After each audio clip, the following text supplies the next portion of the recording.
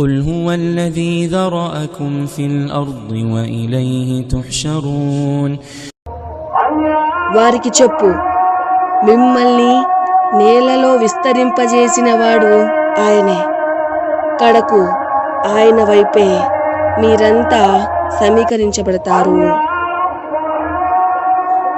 ఈ ఒక ఆయతులో అల్లాహ్ మనకు 3 గొప్ప సత్యాలు చెప్తున్నాడు. 1 మన ఉనికి, 2 మన జీవితం, 3 మన గమ్యం. ఒక ప్రశ్న, నిజంగా నిజాయితీగా జవాబు చెప్పండి. మీ జీవితం మీద మీకు ఎంత కంట్రోల్ ఉంది? మనమంతా ఈ భూమిపై ఎక్కడి నుంచి వచ్చాం? మనమే వచ్చామా?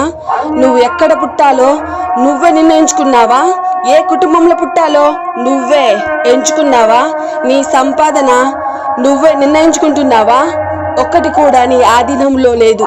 మరి ఎందుకు నువ్వే బ్రతుకుతున్నావంటే నా జీవితం నా ఇష్టమని అంటున్నావు. ఇది నా ఇల్లు, ఇది నా సంపాదన, ఇది నా జీవితం అని భ్రమపడుతున్నావు. నిన్నటి వరకు మనతో ఉన్న వాళ్ళు ఈ రోజు ఎక్కడున్నారు? మనం ఈ భూమిపై ఉన్న ప్రతి అడుగు, మనం తీసుకున్న ప్రతి శ్వాస, మనం తినే ప్రతి ముద్ద అన్నిటికి యజమాని అల్లాహ్ అని, అన్ని అల్లాహ్ అనుమతితోనే జరుగుతున్నాయని గ్రహించండి. మనం ఈ భూమిపై కొన్ని సంవత్సరాలు మాత్రమే అతిథులం, కానీ మనం శాశ్వతంగా ఇక్కడ ఉండబోతున్నట్లు జీవిస్తున్నాం. కానీ అల్లాహ్ చెప్తున్నాడు, వా ఇలైహి తుష్హరూన్, చివరికి మీరు అందరూ నా వైపు తిరిగి రావాలి.